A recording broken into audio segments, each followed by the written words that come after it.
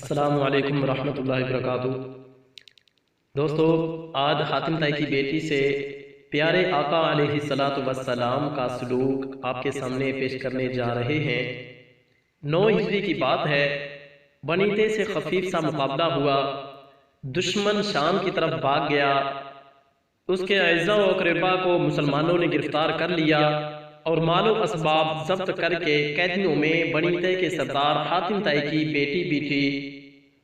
اس نے کہا، میں اپنی قوم کے سردار کی بیٹی ہوں، میرا باپ رحیم و کریم اور سخی و فیاض تھا، بھوکوں کو کھانا کھلاتا تھا، ننگوں کو کپڑا دیتا تھا اور غریبوں پہ رحم کرتا تھا، وہ مر گیا۔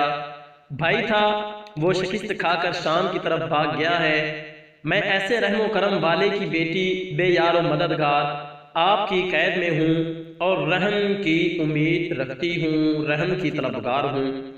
اس پر آپ علیہ الصلوۃ والسلام نے کیا جواب ارشاد فرمایا، وہ جاننے سے پہلے آپ سے گزارش یہ ہے کہ اگر آپ کو ویڈیو پسند آئے تو اسے لائک کر دیں، اگر آپ چینل پہ نئے ہوں تو چینل کو سبسکرائب کر کے بیل آئیکن پریس کر دیں تاکہ ہماری آنے والی ویڈیو کا نوٹیفیکیشن آپ احباب تک پہنچتا رہے۔ حضور علیہ الصلوۃ والسلام نے فرمایا، اے لڑکی، تیرے باپ میں ایمان والوں کی صفتیں تھیں، یہ کہہ کر آپ نے اس کو رہا کر دیا۔ اس نے پھر عرض کیا، میں بنت کریم ہوں، اپنی رہائی کے ساتھ اپنے قبیلہ کے قیدیوں کی رہائی کی بھی تمنا رکھتی ہوں۔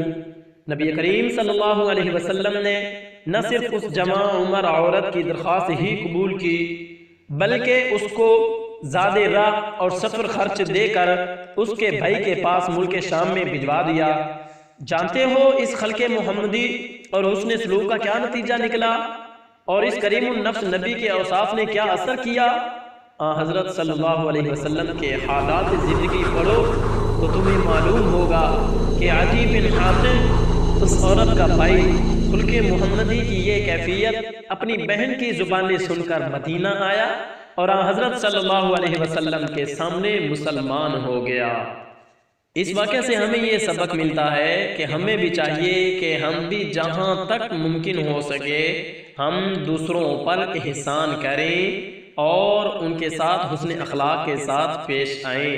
دعا ہے کہ اللہ پاک ہمیں بھی حسن اخلاق کا پیکر بنائے، آپ علیہ الصلوۃ والسلام کے نقش قدم پہ چلائے۔ آمین۔ اللہ حافظ۔